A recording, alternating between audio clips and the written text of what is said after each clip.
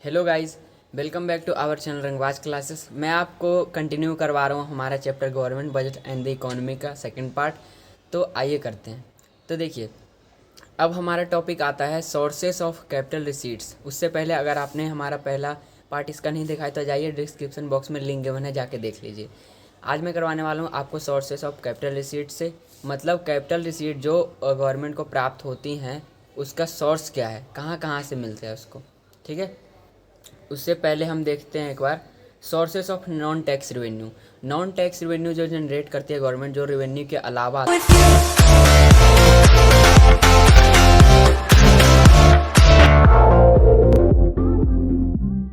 तो देखिए, अब हमारा टॉपिक आता है सोर्सेस ऑफ कैपिटल रिसीट्स। उससे पहले अगर आपने हमारा पहला पार्ट इसका नहीं देखा है तो जाइए, डिस्क्रिप्शन बॉक्स में लिंक गिवन है, जाके देख लीजिए। आज मैं करवाने वाला हूँ आपको सोर्सेस ऑफ कैपिटल रिसीट से, मतलब कैपिटल रिसीट जो गवर्नमेंट को प्राप्त होती हैं उसका सोर्स क्या है, कहाँ कहाँ से मिलता है उसको।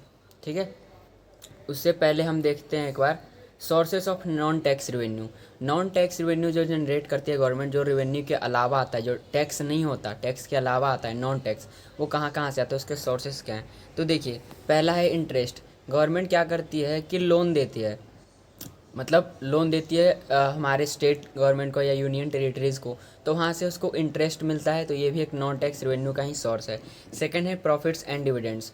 प्रॉफिट्स क्या होता है, गवर्नमेंट को कुछ जगह पे वो अपना इन्वेस्ट करती है, वहाँ से प्रॉफिट होता है। और डिविडेंड मतलब वो अपने शेयर्स वगैरह जो होती है वो, मतलब शेयर्स में भी इन्वेस्ट करती है, तो वहाँ से उनको डिविडेंड प्राप्त होता है। अब थर्ड पे आते हैं फीस।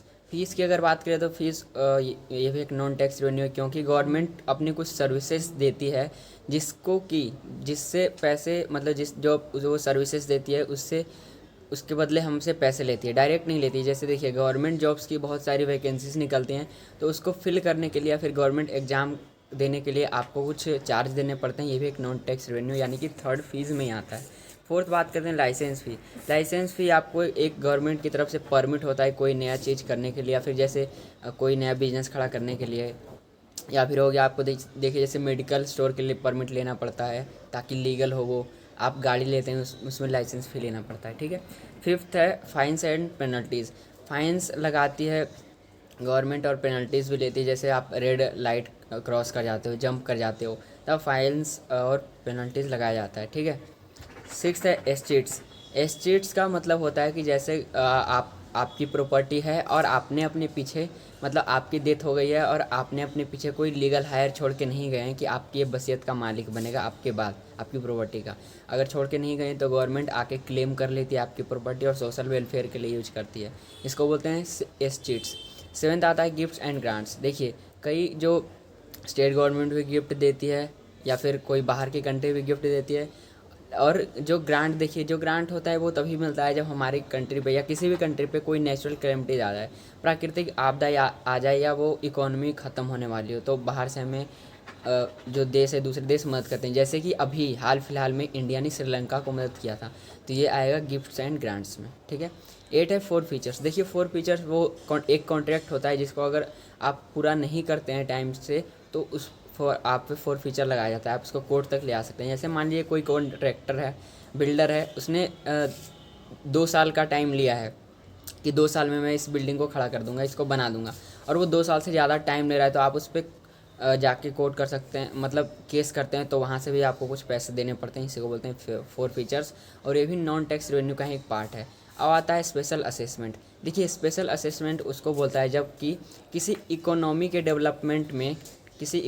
डेवलपमेंट में, अगर आपका मतलब कोई वहाँ पे चीज़ है, जैसे मान लीजिए कि आपकी कोई प्रॉपर्टी है उसकी वैल्यू बढ़ जाए, तो ये बोलते हैं स्पेशल असेसमेंट। जैसे मान लीजिए कि मेट्रो का डेवलपमेंट हो रहा है और साइड में आपकी, मतलब बगल में आपकी वो है, आपकी प्रॉपर्टी आ रही है, आपकी ज़मीन है, तो उसकी वैल्यू बढ़ जाएगी, गवर्नमेंट उसकी वैल्यू आपको अप्रिसिएट करके देगी, तो इसीलिए बोलते हैं इसको स्पेशल असेसमेंट। ठीक है जी, तो आई होप दोस्तों आप लोगों को समझ में आ रहा है। अगर आपको समझ में आ रहा है तो हमारे चैनल रंगबाज क्लासेस को सब्सक्राइब कीजिए और नोटिफिकेशन बेल को ऑल पे प्रेस कीजिए, ताकि ऐसे ही वीडियो हम आप तक पहुंचा सकें।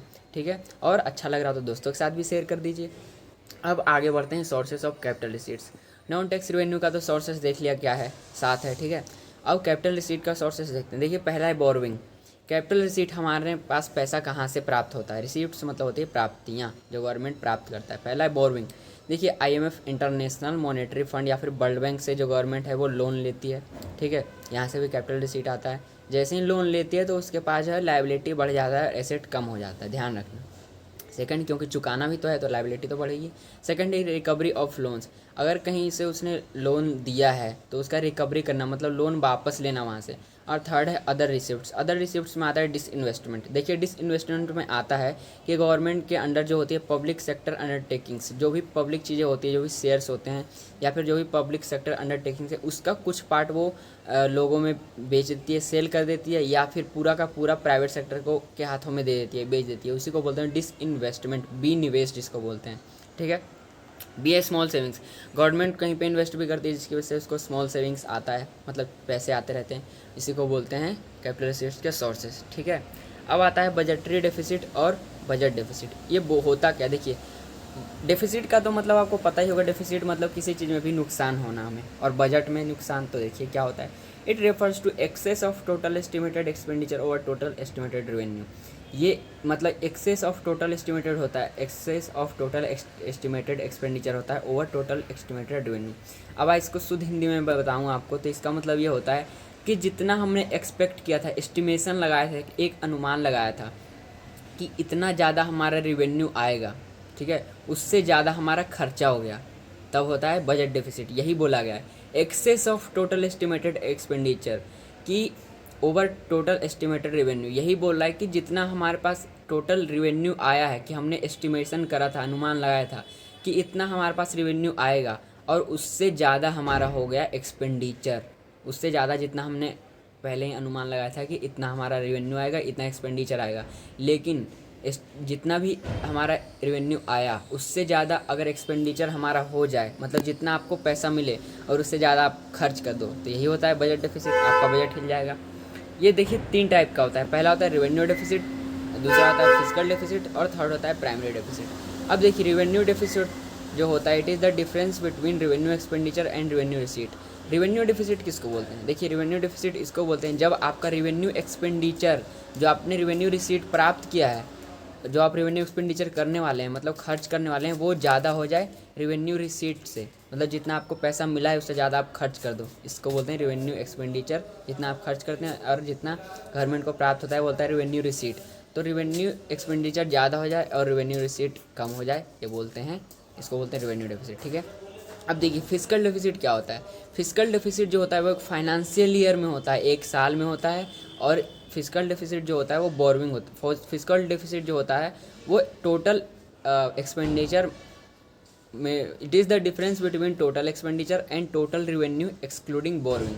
मतलब समझे, टोटल एक्सपेंडिचर जितना भी आपको हुआ है, मतलब टोटल एक्सपेंडिचर कैसे निकालते हैं, देखिए revenue expenditure plus capital expenditure दोनों को मिला के और minus total revenue, revenue receipt plus capital receipt, मतलब जितना आपने एक्सपेंडिचर किया है उसमें से अगर आप अपने रेवेन्यू माइनस कर देंगे, जितना भी आपको प्राप्त हुआ है, ठीक है, उसको बोलते हैं फिजिकल डेफिसिट, ठीक है। देखिए अगर आपको क्वेश्चन में दिया रहेगा कि टोटल बोरविंग, तो आपको सीधा डायरेक्ट टोटल बोरविंग लगा देना है। अगर नहीं दिया रहेगा तो आपको सेकंड वाला फॉर्मूला लगाना है, दिख रहा होगा, total expenditure minus total revenue excluding borrowing, ध्यान रखना, बोरविंग को हटा के। अब देखिए यहाँ पे लिखा हुआ है ना थर्ड में कि टीई, मतलब आप ये है कि फिजिकल डेफिसिट जो टीई माइनस टीआर है ना, टी जब आप निकालेंगे तो आप निकालेंगे revenue expenditure plus capital expenditure, और टीआर जब निकालेंगे तो revenue receipt plus capital receipt. अगर डायरेक्ट दिया है तो अच्छी बात है भाई।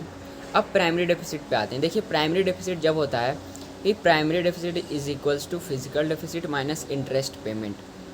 जितना आपने लोन लिया है, ठीक है, उसको चुकाने के बाद उस पर जो इंटरेस्ट लगता है उसको माइनस कर देंगे ना आप, तो ये निकलेगा प्राइमरी डेफिसिट। समझे, मान लीजिए आपने 10 लाख का लोन लिया है, 10 लाख का आपने लोन तो ले लिया, ठीक है, अब 10 लाख आपको चुकाना भी तो है। तो ऐसा तो है नहीं कि बैंक के पास गए 10 लाख ले लिया लोन और 10 लाख ही चुकाना है, नहीं, आपको 10 लाख से ज़्यादा देना पड़ेगा, आपको ऊपर इंटरेस्ट भी तो चार्ज करेगा लोन पे। तो 10 लाख आप आपने मतलब बैंक ने दिए थे आपको, उस पर इंटरेस्ट लगाया था, आपने 10 लाख दे दिए और इंटरेस्ट के साथ दे दिए 10 लाख से ज़्यादा। तो जो इंटरेस्ट में जो आपने पैसा लगाया उसको हटा देते हैं ना जब फिजिकल डेफिसिट से, तो और उसको बोलते हैं इंटरेस्ट पेमेंट। जब उसको हटा देते हैं हमारा निकलता है प्राइमरी डेफिसिट। अब देखिए रिसीट्स को कैसे याद रखेंगे आप, कैपिटल रिसीट्स और रेवेन्यू रिसीट्स। इसमें आप लाइबिलिटी ऐड करेगा, expenditure, capital expenditure, revenue expenditure, इसमें आप याद रखिएगा आइदर एंड और रेवेन्यू में याद रखिएगा आप नाइदर एंड और कैपिटल में एसेट्स। ठीक है, अब देखिए न्यूमेरिकल्स कुछ ले लेते हैं। देखिए पहला न्यूमेरिकल है find physical deficit, primary deficit and revenue deficit. FD, PD और आरडी निकालना है और दिया हमें क्या है, रेवेन्यू एक्सपेंडिचर 100 अरब, इंटरेस्ट पेमेंट 10 अरब, रेवेन्यू रिसीट्स 80 अरब और कैपिटल एक्सपेंडिचर 110 अरब।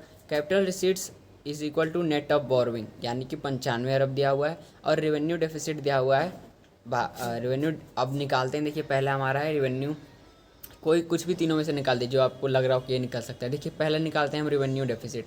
तो रेवेन्यू डेफिसिट का होता है formula revenue expenditure minus revenue receipt. हमारे पास रेवेन्यू एक्सपेंडिचर रेवेन्यू रिसीट दोनों है। एक्सपेंडिचर है हमारा जो रेवेन्यू एक्सपेंडिचर वो है 100 अरब और रेवेन्यू रिसीट 80 अरब, तो ये आ गया 20 अरब रेवेन्यू डेफिसिट। अब फिजिकल डेफिसिट की बात करते हैं। देखिए यहाँ पे हमें टोटल बोरोइंग दिया नहीं है तो हम फॉर्मूला लगाएंगे क्या, total expenditure minus total receipts excluding borrowing, मैंने अभी आपको समझाया था। तो फिर टोटल एक्सपेंडिचर क्या होगा, revenue expenditure plus capital expenditure minus total receipts होगा revenue receipts plus capital receipts. अब देखिए रेवेन्यू एक्सपेंडिचर हमारे पास 100 है, कैपिटल एक्सपेंडिचर 110 अरब है, माइनस रेवेन्यू रिसीट्स जो हमारे पास है 80 और कैपिटल रिसीट्स 95 अरब। तो इन दोनों को प्लस माइनस करेंगे तो फिजिकल डेफिसिट आ जाएगा हमारे पास 35 अरब। अब प्राइमरी डेफिसिट, देखिए फिजिकल डेफिसिट निकल गया था तो बहुत आसान है, इंटरेस्ट पेमेंट हमारे पास दिया हुआ है। Primary deficit is equals to physical deficit minus interest payment. तो फिजिकल डेफिसिट हमारे पास है 35 अरब, इंटरेस्ट पेमेंट 10 अरब, तो आ गया प्राइमरी डेफिसिट 25 अरब।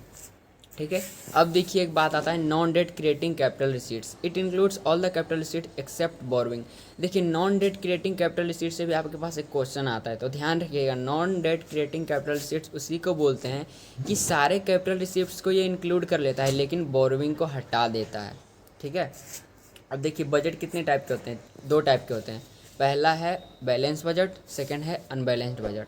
देखिए जब गवर्नमेंट का जो एक्सपेंडिचर है वो गवर्नमेंट के रिसीट के बराबर हो जाए इसको बोलते हैं बैलेंस बजट, की बजट हमारा बैलेंस है। मतलब गवर्नमेंट के तौर पे अगर देखिए जितना गवर्नमेंट को प्राप्त हुआ, जितना उसके पास पैसा आया है उतना ही उसने खर्च कर दिया, दोनों बराबर है। रिसीप्ट्स जितना उसको प्राप्त हुआ है उतना ही उसने एक्सपेंडिचर कर दिया, खर्चा कर दिया, इसी को बोलते हैं बैलेंस बजट, दोनों जब बराबर होता है।